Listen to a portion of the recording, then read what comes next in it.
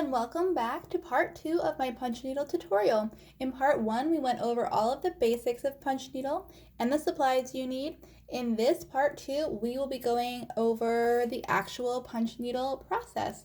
I have here all of the tools that we just discussed in that first video. If you haven't seen it, pop back there, give it a watch, and then join us again here. Everything will make a little bit more sense.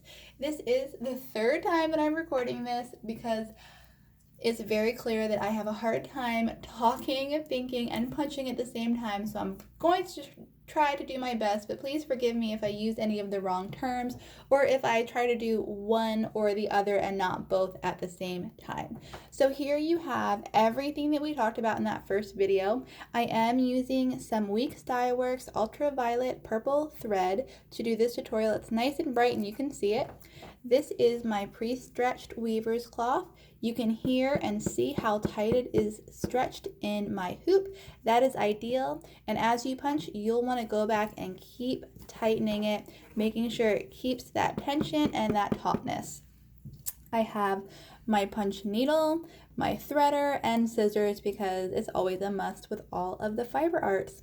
So we're going to go ahead and get started with threading the needle. It is by far the hardest part of this whole process, and when you see how easy it is, you will be relieved. So you are going to start by first choosing the length that you want your loops to be. That also means adjusting your punch needle to be that length. We talked about it in the first video. Let me grab something to show you.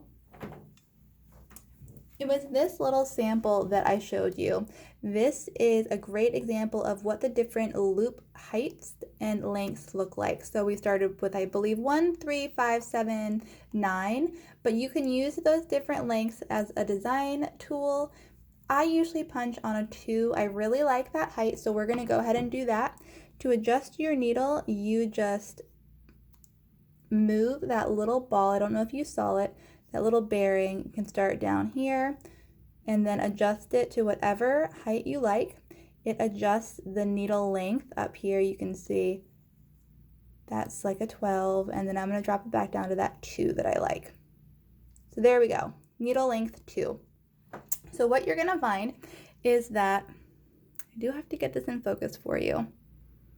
Let me get that to happen and then we can move on. Sorry guys, bear with me here. So maybe this is a better way to do it. There we go. Okay, so your needle has 2 different sides. One is flat, it's on the side with my fingers right now, and the side that connects to the side of my hand that connects to my arm has a slanted or scooped side of the needle.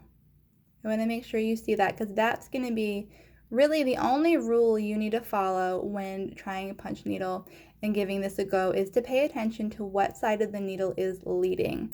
Again, the flat side is over here where my fingers are, and the scooped / slanted side is towards the palm of my hand. So we're going to get started by grabbing that so easy to lose threader, sorry about that, and you are going to insert it in the tip of your punch needle. You're going to go all the way through, right down till it comes out the other side. There, that's a little better background. And then you're going to grab your thread, whatever you might be using. Again, this is some Weeks Dye Works thread, and you are going to put it through the end of that needle threader, just like so. Sorry, out of frame. That's going to happen too. Please forgive me. So we have our thread through the needle threader, and we're going to go ahead and pull it out the tip of the needle. There we go. We can now go ahead and remove the threader. Just slip it right off. And I like to go ahead and pull that thread back out until I have maybe a couple inches of thread at the top, out the tip of the needle. You don't want too much. You'll see in this next step why. Just makes your life easier. Now, this is going to be one of those times that you're going to have to pay attention to what side of the needle you're working with. You're going to want to take that folded over piece of your threader, once again, and you are going to insert it in the flat side of your needle, just like this, going from the flat to the slant. It's very important you do it in that direction. So once your threader is through, you're once again going to open up that threader, put your thread through, threader, and then give it a little pull. It shouldn't be too tight. And once, I dropped my threader, that's fine. Once you have that threaded, you pull your threader off. And that is a threaded punch needle. Again, I'm going to go ahead and pull this thread back so that there's not so much sticking out the tip of my punch needle. It's just easier to start that way, and it reserves some thread. Preserves some thread, reserves some thread. You know what I mean. And now we're ready to get punching. So I don't know what I was going to say there. Some things to keep in mind as you punch are the lengths. Let me back up. I'd like to not have to restart this video again, so let's just back up like 20 seconds in your mind. Pretend like I didn't say the one thing. So as we get started, you are going to always want to be moving with the scooped out / slanted part of your needle going forward. It is the only rule that you need to follow when punching. You do that because if you were to do it the other way, you are going to shred your thread and it's going to be a mess and you're going to be rethreading all the time. So that is truly the only rule you need to pay attention to, is making sure the slanted part of your needle, the scooped section, is always leading. You can punch this way, you can punch this way, punch this way, punch this way, but make sure that that scooped, slanted, curved, not curved, scooped, slanted part of your needle leads the way always. So we're going to get started. This is what punching looks like. I'm going to do a couple punches for you and then I'm going to talk because it's clear that I am not good at both at once.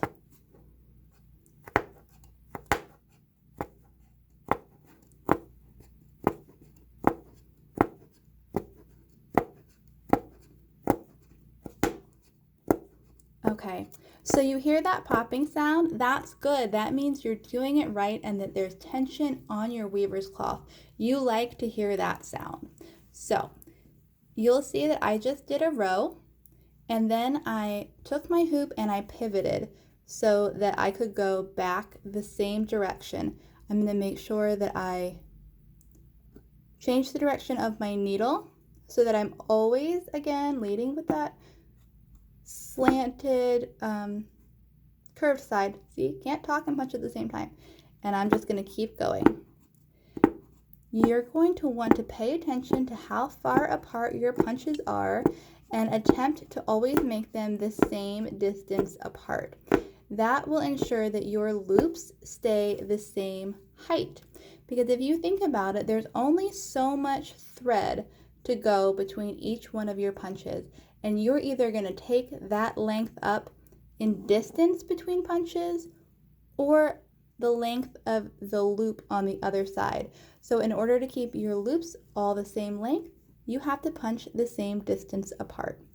And this is what your punching will typically look like when you get started. You might panic and think it's a little bit sparse, but don't worry, as you fill in, it will get tighter, more dense, more filled in, more solid, more all of those things. So don't worry, your outlines are typically a little few and far between, and then they get better. So let's turn this back over. One thing you do have to make sure you're always doing is keeping your thread nice and loose. You want slack on your thread. You don't want to get it caught under your hand. I've done that so many times. I'm just punching, and then I realize that my punches and my loops keep popping back out, like they won't stay in my weaver's cloth, and that's because I have put my hand down on the thread and it can't flow through the needle freely anymore. So make sure your thread's always nice and loose and flowing and there's lots of slack. So I'm just going to keep going so you can kind of see what this looks like. you'll start to get a feel for how close together you want to make your rows or your fill-in. I know it won't always be in straight lines in a row, but you know what I'm trying to say. You want to be pretty close, but not overlapping your punches, because that will also just shred your thread. If you go over the same spot too many times, that sharp needle that you're working with will just destroy those threads. So you always want to stay just a little bit next to, and you'll get a feel for how dense you like to punch and how compact you want to work. But generally, you do not want to go back over an area that you've punched. So there you go. You flip this over, you can start to see that filling in is happening and it's not looking quite as sparse anymore. So that is basic punching. Punching 101. There's lots more details, and I might do another video when I'm feeling a little more composed and can give you some better information. But really what you need to remember is you're always going for kind of equal distance apart with your punches, and make sure that as you punch, you're always inserting your needle all the way down so that the collar of your punch needle tool is making contact with your weaver's cloth. That's another way to ensure that your loops are always the same length on the other side, because you've always inserted your needle the even amount of distance into the fabric. So I'm going to do some more punching just so you can see. I'm sure that there are things I'm leaving out. Please don't hesitate to leave a message, leave a comment, shoot me a DM on Instagram. I will answer them for you. I might end up re-recording this when I get all those questions coming in and I realize that I've left out so much stuff. So stay tuned for that, I guess. Maybe, hopefully not. But this is what it looks like, and you can go in whatever direction you want. You'll get faster over time. I haven't learned how to, what am I trying to say? The faster I go, the less perfect and the less even my punches tend to be. So I haven't found a way to be a perfect fast puncher yet.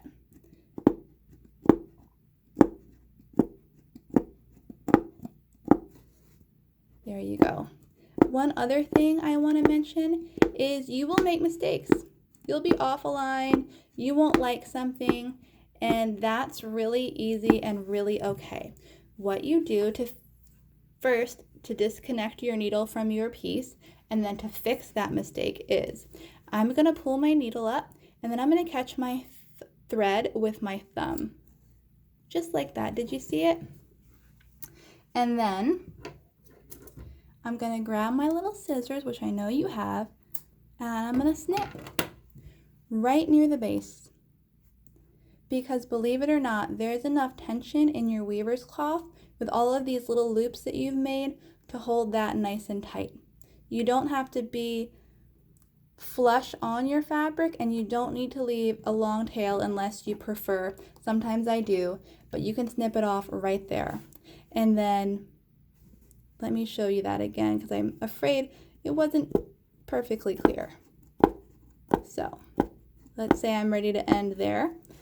I pull my needle up, stop for a second to get ready to grab that thread, apply some pressure with my thumb, and then pull just a little bit.